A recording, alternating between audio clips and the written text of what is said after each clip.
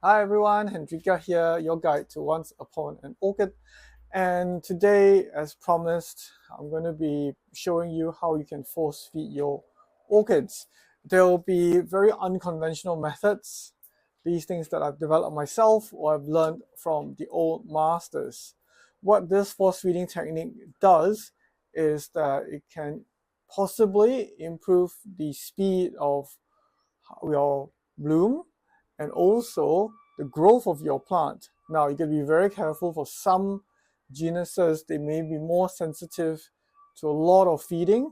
But for me, because I grow generally a lot of vandas, some phalaenopsis, and a little bit of other genera, but mainly the vandaceous class is what I grow. So, yeah, be very careful if you are trying this on your other orchids of different genuses. Okay, so without further ado, let's jump straight in.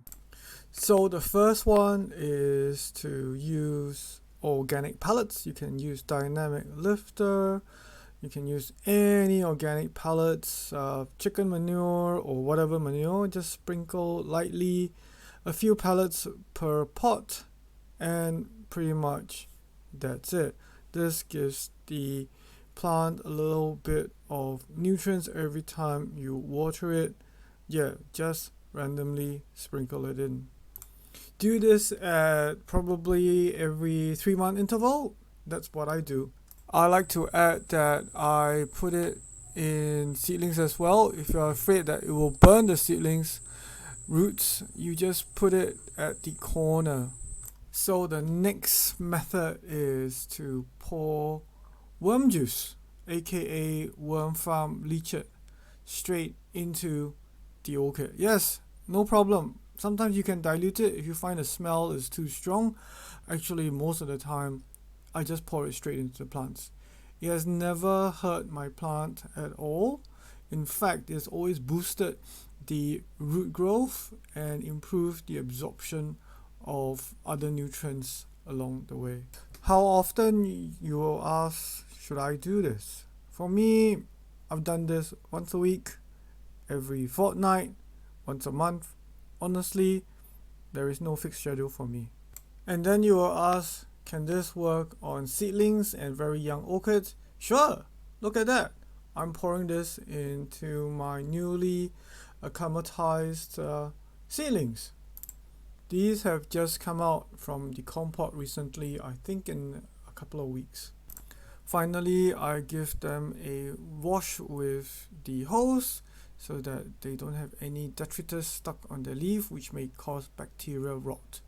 And the last method we all know is to put fertilizer, either mineral or liquid organic fertilizer, into a vacuum or a pressure pump and spray. The interval for spraying can be again once a week, every fortnight, once a month, whenever. You can mix match with the other stuff that you are using. Could be the pellets, it could be with the worm juice. Honestly, to me, this is like your bread and butter, whereas the worm juice and the pellets are like the supplements.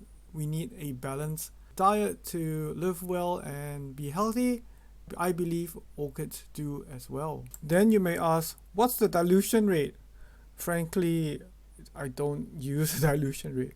I just put 1 teaspoon of mineral fertilizer into 5 liters, and with any other organic kind of fertilizer, I just add 1 capful to 5 liters.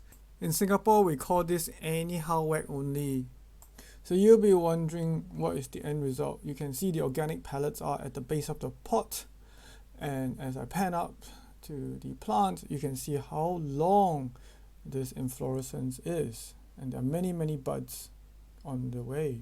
This was the size of the plant and the inflorescence and the flower when I first bought it, and look at how big and broader the current flowers are. This cherry baby has very large pseudobulbs and 2 new long inflorescence. This is Papilio Nanda Joconi when I first bought the plant, and this is the flower at its next flowering spike. You will look at it as like this is a totally different plant. The colors are more vibrant, the segments are broader, just incredible. So yeah, result speaks for itself. Okay, and there you have it, folks. Thank you for watching till the end of this video. If you like this video, give it a thumbs up. Consider subscribing if you found this video useful. And I also like to hear from you. Have you tried such crazy methods of feeding your orchids?